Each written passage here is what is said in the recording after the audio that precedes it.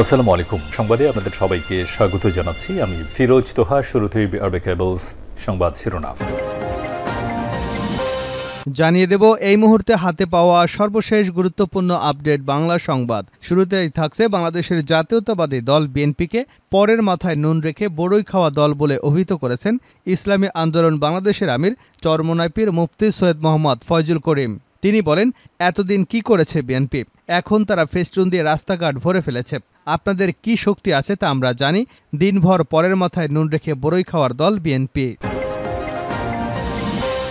এবারে জানাবো আওয়ামী লীগ নেতাদের দেখামাত্র পেটানোর নির্দেশ যুবদল নেতার। কুষ্টিয়া জেলা যুবদলের প্রধান সমন্বয়ক আব্দুল মাজেদের মাথায় ভাঙচুর এবং হামলার স্বীকারোক্তির ভিডিও ভাইরালের পর এবার আরেক যুবদল নেতার ভিডিও সামাজিক যোগাযোগ মাধ্যমে ভাইরাল হয়েছে। আওয়ামী লীগ নেতাদের রাস্তায় দেখামাত্র পেটানোর নির্দেশ দিয়েছেন কুষ্টিয়ার মিরপুর পৌর যুবদলের সাবেক নেতা রফিকুল ইসলাম। জানাবো ব্যর্থতা স্বীকার করলেন মাশরাফি, জানালেন কোথায় আছেন। দেশের তরুণ প্রজন্মের কাছে অত্যন্ত জনপ্রিয় নাম জাতীয় ক্রিকেট দলের সাবেক অধিনায়ক ও নড়াইল ২ আসনের সাবেক সংসদ সদস্য মাশরাফি বিন মুর্তজা। তবে বৈষম্যবিরোধী ছাত্র আন্দোলনে তার নীরব ভূমিকা নিয়ে জনপ্রিয়তায় ধস নেমেছে।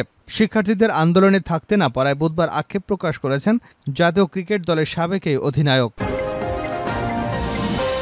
এদিকে সীমান্ত হত্যা নিয়ে প্রশ্ন জবাব দিলেন না ভারতীয় হাইকমিশনার। ভারতীয় হাইকমিশনার প্রণয় ভার্মা সীমান্ত কেন্দ্রিক সম্পর্ক নিয়ে নতুন পররাষ্ট্র সচিব মোহাম্মদ জসিমউদ্দিনের সঙ্গে আলোচনা করেছেন। তবে সীমান্ত হত্যা নিয়ে সাংবাদিকদের প্রশ্নের কোনো জবাব দেননি তিনি। এবারে থাকছে বিদ্যুতের পাওনা চেয়ে ডক্টর ইউনূসকে গৌতম আদানির চিঠি।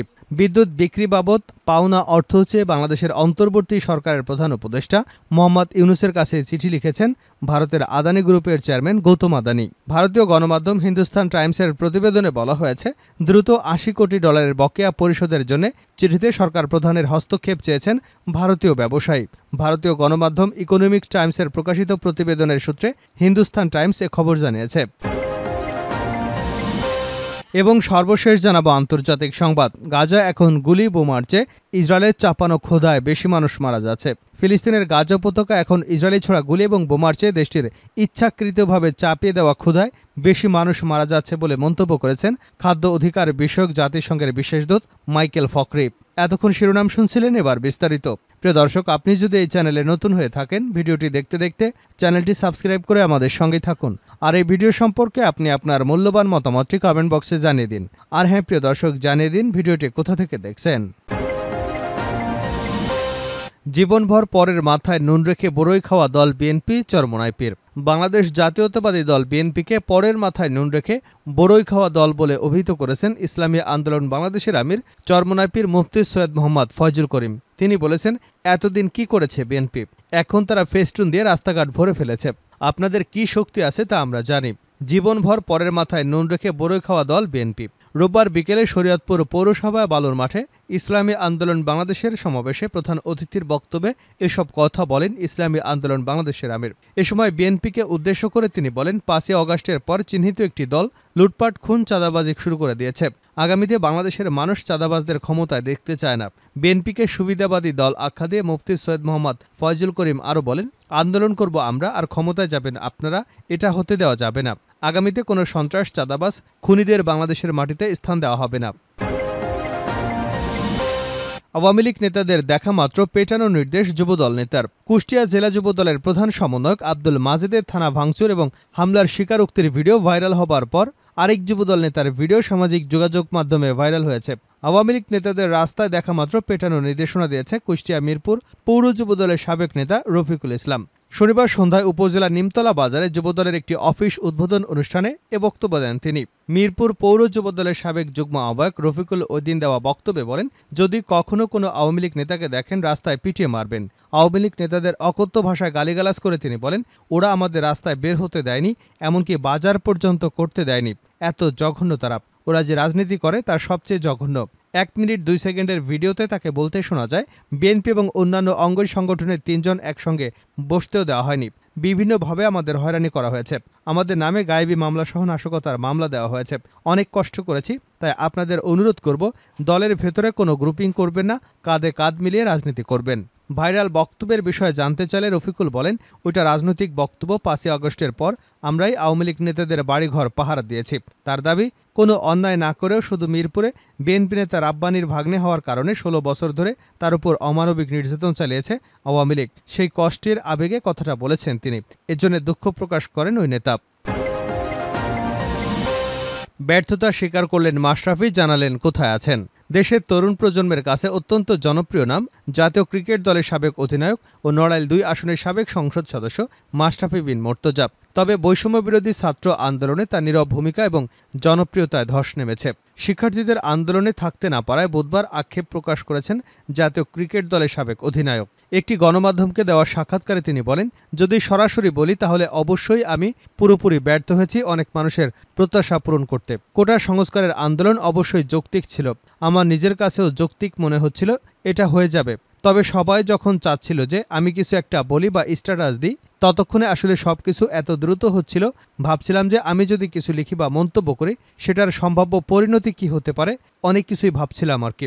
সবকিছু মিলিয়ে লেখা হয়নি। তিনি আরও বলেন, আমি কিছু করার চেষ্টা করিনি তা নয়, আমি শুধু কিছু লেখার ভাবনায় থাকতে চাইনি, চেয়েছিলাম ছাত্রদের সঙ্গে কথা বলতে, আলোচনার মাধ্যমে কিছু করা যায় কিনা। সেই শুরুর দিকেই চেষ্টা করেছি, কারণ তাদের দাবি আমার কাছে যৌক্তিক মনে হয়েছে, কিন্তু সেটা করতে পারিনি। সব মিলে অবশ্যই ব্যর্থ হয়েছে। নিজের শারীরিক অবস্থা এবং অবস্থান সম্পর্কে জানতে চাইলে উত্তরে মাশরাফি বলেন, শারীরিকভাবে ভালো আছি, মানসিকভাবে অবশ্যই ভালো অবস্থায় নেই, ঢাকাতেই আছে পরিবারের সঙ্গে। তিনি বলেন, আমার সম্পদ যা কিছু আছে সব খেলোয়াড়ি জীবনে গড়া, যে কোনোভাবে খোঁজ নিয়ে দেখতে পারেন। পূর্বাঞ্চলে একটি জমি আছে, 2005 সালে অস্ট্রেলিয়াকে হারানোর পর সরকার থেকে সবাই পেয়েছিলাম 5 কাঠা করে। মিরপুরে একটি বাড়ি আছে, 2008 সালে IPL খেলে আসার পর করা। মিরপুরে আরেকটি বাড়ি করেছি যেখানে পরিবার নিয়ে উঠব, এটা 2015 সালে কাজ শুরু করেছে, এখনও উঠতে পারিনি, কাজ চলছে। 2018 সালের পরের আয় দিয়ে তেমন কোনো সম্পদ গড়তে পারিনি। 2018 সালে নির্বাচনের হলফনামায় 2024 সালের হলফনামা দেখলেই বুঝতে পারবেন। আমি দাবি করলে তো লাভ নেই, যে কেউ খতিয়ে দেখলেই জানতে পারবেন। মাশরাফি বিন মুর্তজা বলেন, রাজনীতিতে আসার আগ পর্যন্ত আমার এন্ডোর্সমেন্ট ছিল অনেক, 20টির উপরে প্রতিষ্ঠানের সঙ্গে চুক্তিবদ্ধ ছিলাম, খেলাধুলা করে স্পন্সরশিপে আয় করেছি এসব। নড়াইলের বাড়িটা করেছিলাম মায়ের জন্যে, এখন শেষ। অনেকেই বলেছেন মামলা করতে, ব্যবস্থা নিতে, ছবি ভিডিও সবই আছে অনেকের কাছে, তবে আমি বলেছি এসব করব না, আমার বাবাকেও বলে দিয়েছে। তিনি আরও বলেন, এখনকার সরকার বা ভবিষ্যতে নির্বাচন করেও যে সরকার আসুক, কারো কাছেই বিচার চাইব না, কোনো অভিযোগ নেই। খুলনা, যশোর থেকে বা ঢাকা থেকে গিয়ে কেউ এই বাড়ি ভাঙেনি। নড়াইলের কোনো না কোনো জায়গা থেকে উঠে আসা মানুষই পুড়িয়েছে।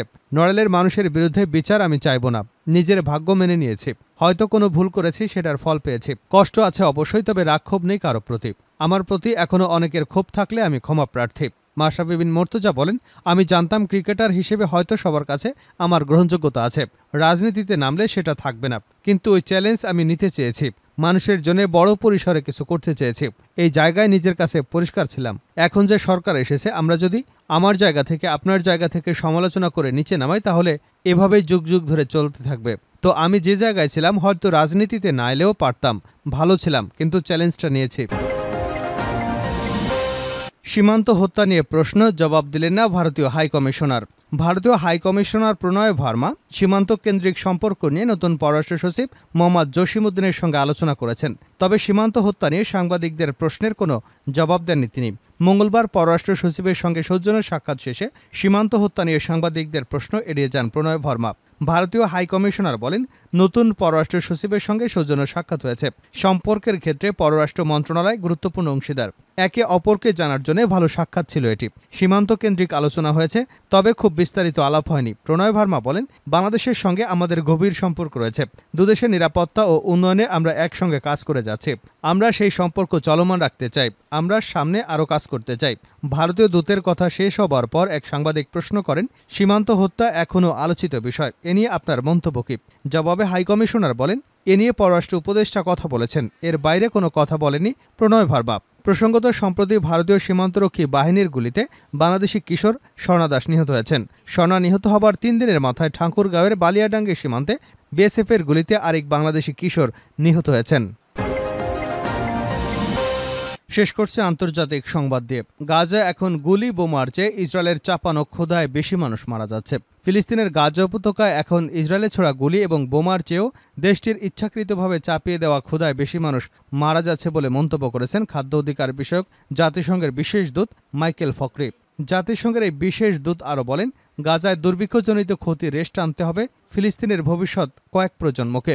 গাজার ক্ষুধা পরিস্থিতি নিয়ে গত সপ্তাহে জাতিসংঘের সাধারণ পরিষদে এক নতুন প্রতিবেদন উপস্থাপন করেন মাইকেল ফক্রি। এরপর তিনি ওই মন্তব্য করলেন, গাজার সমগ্র জনগোষ্ঠী বা এর অংশবিশেষ ধ্বংস করার অভিপ্রায় ইসরায়েল কিভাবে ক্ষুধাকে ব্যবহার করছে সে বিষয়ে ওই প্রতিবেদনে বিস্তারিত তুলে ধরেছেন বিশেষ দূত মাইকেল ফক্রি। বলেন, যুদ্ধ পরবর্তী ইতিহাসে কখনো কোনো জনগোষ্ঠীকে এত দ্রুত ক্ষুধার সম্মুখীন এবং তীব্র ক্ষুধায় পতিত হতে দেখা যায়নি, যেমনটা ঘটেছে গাজায় বসবাসরত 23 লাখ মানুষের ক্ষেত্রে। ওই প্রতিবেদনের তথ্য অনুযায়ী গত বছরের অক্টোবরের গাজায় ইসরায়েল যুদ্ধ শুরু করবার পর এই উপত্যকায় 34 ফিলিস্তিনি না খেয়ে মারা গেছে বলে এখন পর্যন্ত জানা গেছে। তাদের বেশিরভাগই শিশু।